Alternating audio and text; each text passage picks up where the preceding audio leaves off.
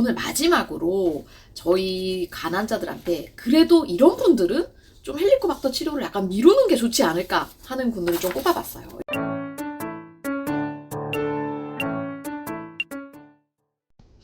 네, 여러분 안녕하세요. 보미 유성입니다. 요새는 건강검진을 하면 이제 뭐 위내시경을 하고 병변이 있으면 조직 검사를 하고 거기서 가끔 헬리코박터 감염이 뭐 의심됩니다. 이런 소견을 받아오시는 분이 계세요. 그럼 이제 그 결과지를 갖고 저한테 오셔서 헬리코박터 제균 치료를 하라고 하는데 꼭 해야 되냐? 해도 괜찮냐? 이런 걸 이제 물어보십니다.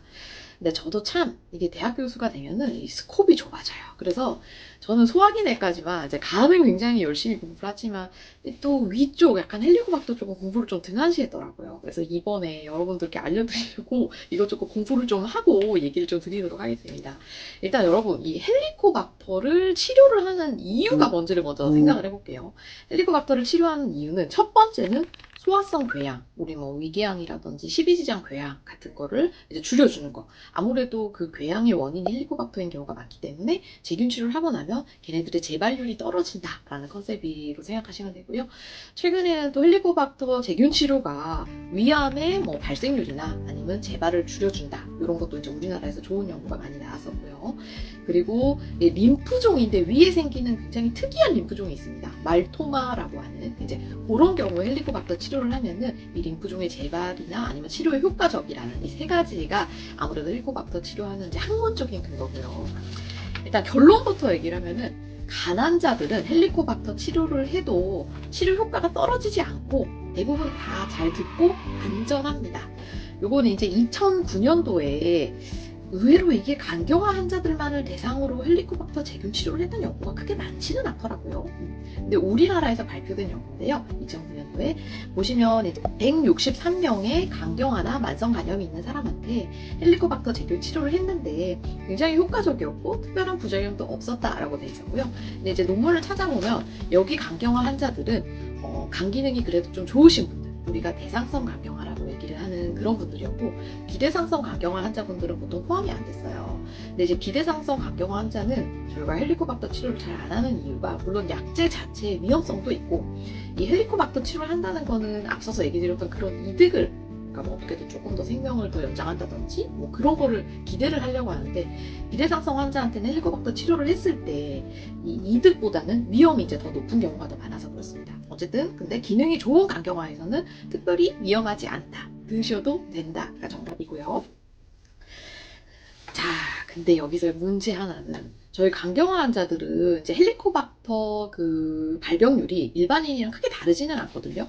요거는 한번 1998년 이제 연구랑 이제 그런 걸 보면은 한 54% 간경화 환자 54% 정도가 헬리코박터 감염에 돼 있다 그러고 간경화 환자들은 이상하게 이 궤양이 많이 생깁니다. 저희 뭐 그 위궤양도 많이 생기고 그다음에 십이지장 궤양도 많이 생겨요.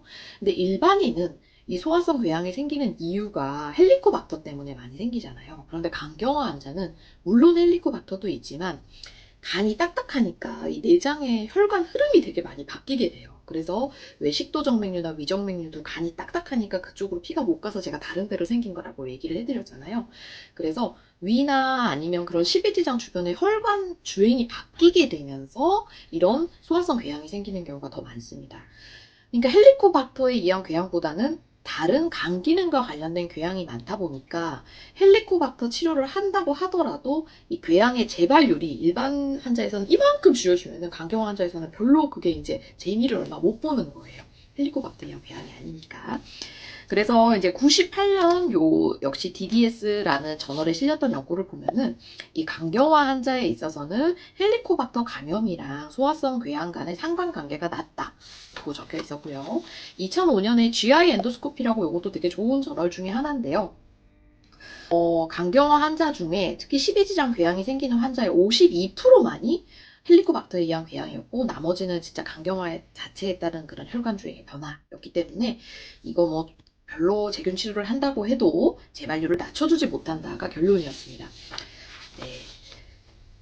그래서 일단 저희 이제 의사들이 아무래도 헬리코박터에 좀 헬리코박터 감염이 있다 그래서 간경화 환자들한테 무조건 제균 치료를 안 하는 이유 중에 하나가 이 사람의 남은 예후를 생각했을 때 헬리코박터가 더 이득인가? 그 다음에 정말 이 궤양이 헬리코박터 때문에 생겼을까? 이제 이런 걸 종합을 하면 정말 꼭 필요한 경우가 아니면은 이제 재균 치료를 아주 적극적으로는 권유를 하지 않게 되는 것 같아요. 저만 해도. 그리고 물론 이제 환자분들이 저 재균 치료를 꼭 해야 되냐, 해달라 얘기를 하면 이제 이런 거에 대한 위험성이나 아니면 그런 걸 충분히 이제 설명을 좀 해드리는 편이고요.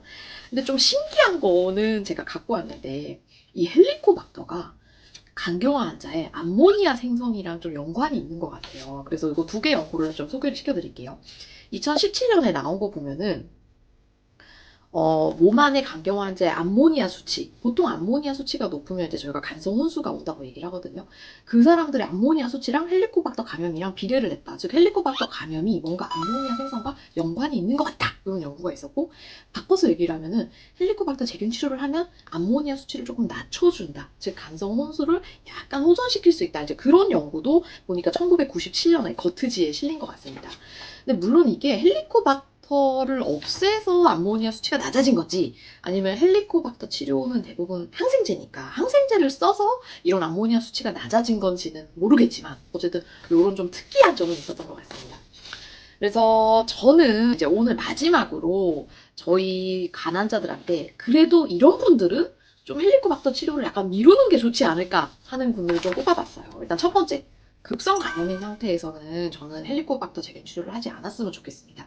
여기서 얘기하는 급성 간염이라는 거는 AST나 ALT가 정상의 5배 이상, 보통 40이 정상이니까 5배면 200이 넘어가는 사람은 급하지 않거든요. 헬리코박터 치료. 급성 간염이 좋아지고 난 이후에 재균 치료하는 거를 권유해드리고요. 두 번째는 비대상성 간경화 환자들, 즉 복수가 있거나 황달이 있거나 정맥류 출혈이 있거나 아니면 간성 뇌증이 있는 경우에는 별로 헬리코박터 치료를 하는 게 오히려 더 위험이 있을 수 있기 때문에 이 환자분들은 간경화가 기능이 좋아지고 난 이후에 재균 치료하는 거를 권해드립니다.